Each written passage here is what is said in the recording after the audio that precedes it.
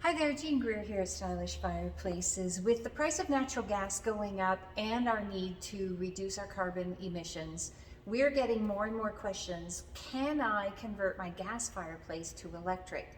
The short answer is yes, of course you can, and there are more details on our blog. Let me go through the basic steps. This is not work that we do personally, but we are very familiar with it. So first of all, if you have a gas fireplace or gas insert, you're going to have to remove that gas insert. The first step is disconnecting the gas line and the venting. You need somebody with a gas fitter's license to do that. So maybe you would Google fireplace installers, gas fireplace installers. The people who are qualified to do that can certainly remove a gas fireplace. So if you don't personally know a gas fitter, then you might want to Google gas fireplace installers and find yourself somebody who's trained and equipped to do this properly. It's not a DIY. So you remove the gas line or disconnect the gas line, disconnect the venting to the outside, and then the gas insert is ready to be removed.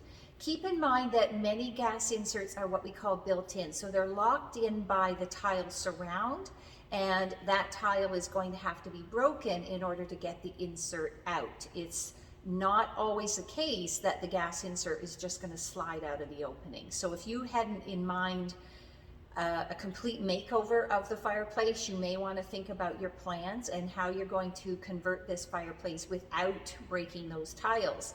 We have seen it done on occasion where they've cut away the guts of the gas insert so they didn't have to break some vintage tiles around the fireplace. But again, that's not necessarily a DIY project, and you need to look closely at your particular insert and see if that's possible. Generally, we want the entire insert removed, and if that means breaking some tile, you'll have to think about how to repair all of that after the fact. And maybe you're doing a complete makeover and it's fine to break the tile. So the gas line has been disconnected and turned off. The gas insert has been removed. You need an electrical line brought into that opening. There may be electrical from the old gas fireplace, but that is not a dedicated line. It's usually for the starter, maybe the blower. It doesn't require as much power as the heater on an electric fireplace. So you do need a new line, a dedicated circuit, straight to a circuit breaker on your panel. It could be 120 volts or 240 volts depending on the model of the electric insert. Make sure you know which you are connecting to before you get that electrical line done. Again, electrical is something that should be done by a licensed electrician. It is not do it yourself. And they can run that line up through the bottom of your fireplace opening or possibly around to the exterior wall and in through the back of the fireplace opening, whichever makes the most sense for your situation.